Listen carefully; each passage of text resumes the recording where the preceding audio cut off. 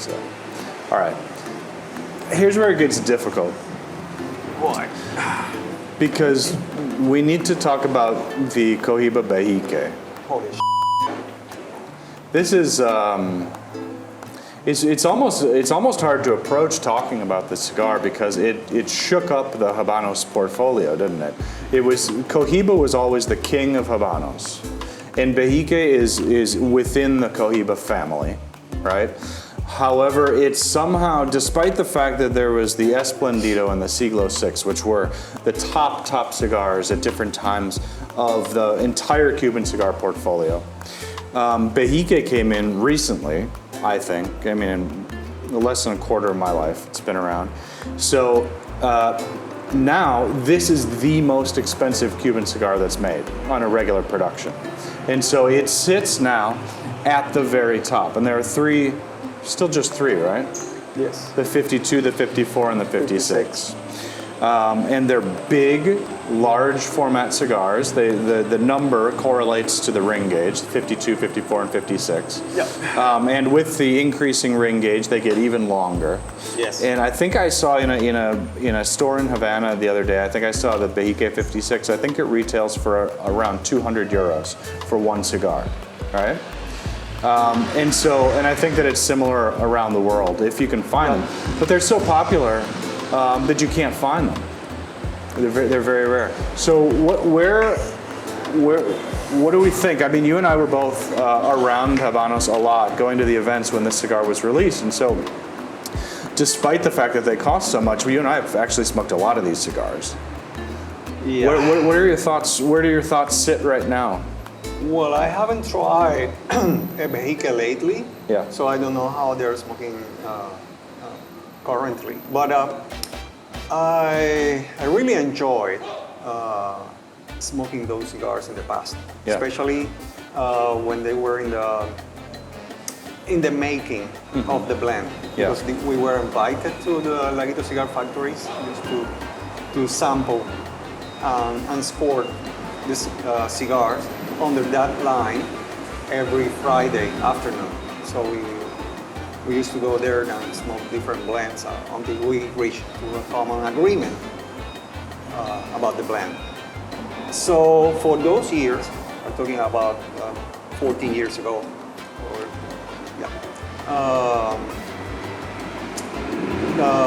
there was a level of consistency that ensured the same flavor profile.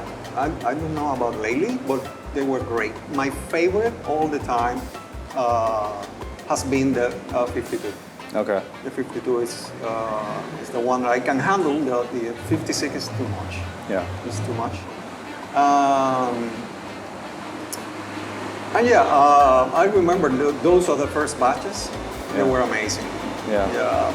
Not only because they included another leaves in the making of the blend or something that adds more character. Yeah.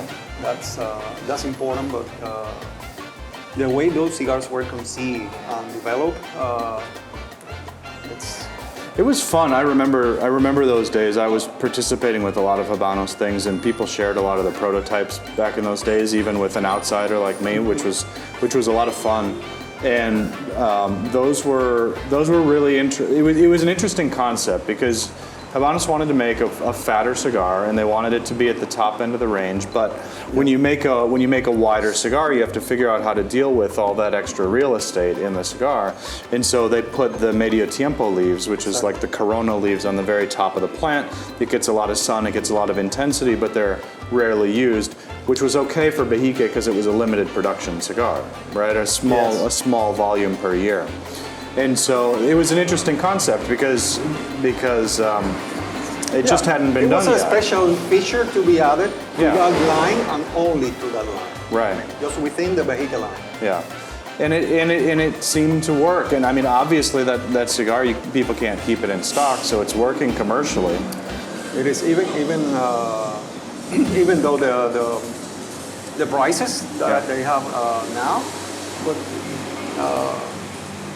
You know, I think the price is always difficult for people to deal with, but I mean, I'm okay with it because I think that there are always enough people who want something very special for a special celebration, like maybe they sold their company, or maybe their daughter's getting married, or maybe, there are just enough celebrations that people have in life that requires some way of commemorating it and marking it as different, that there are people out there who want to have that cigar. And there are also people who just, they have the money to do it and they want to share something nice with their friends or enjoy something in a quiet moment that they feel is really special. And one way of making a thing seem special is to charge a lot of money for it. And so that cigar just sits neatly in that spot as something that people can have for those types of moments. And the nice thing is, it's just a good cigar, and I can still smoke the half Coronas from A. Chapman for a fraction of the price and be just as happy, because I don't need to commemorate those special moments every single day of the year. Exactly. But among these three Behikes, what's your favorite? I don't know. People are always either going to choose the 52 or the 56. Nobody ever chooses the 54. I don't know why. I guess because it's like the middle child, it just doesn't get the attention. You've got, the youngest child, the 52, is like talking a lot and clowning around and getting a lot of attention. And then the 52, it's like the oldest sibling, very mature. It's more calm, more stable. And the 54 is Malcolm in the middle. Yeah, and the 54, it kind of gets ignored. And I'm going to ignore it too, because it doesn't stand out as much as the 52 or the 56. Well, you're going to go with the 52. Yeah, with the 52. I'm the oldest child, and I'm 6.5 feet tall, so I'm going to go with the 56. It's more like me. It's bigger, it stands out, and it is, because of its size, it's just more, and it is extraordinarily consistent. The only downside of that cigar is just that it's so big that it's not for everybody because of that. And also, sometimes it can be a little airy. Like, you can get a little too much just air coming through the cigar and you miss some of the flavor because of that. But otherwise, I think that if you're gonna go and get a Behike, try a 56 if they're available, because it's really a statement piece. Yeah, that's the good things about the Habanos portfolio, that you can have a lot of choices. This is different cigars for every person, for every occasion, as you mentioned. Pretty much for everybody. Yeah, I agree.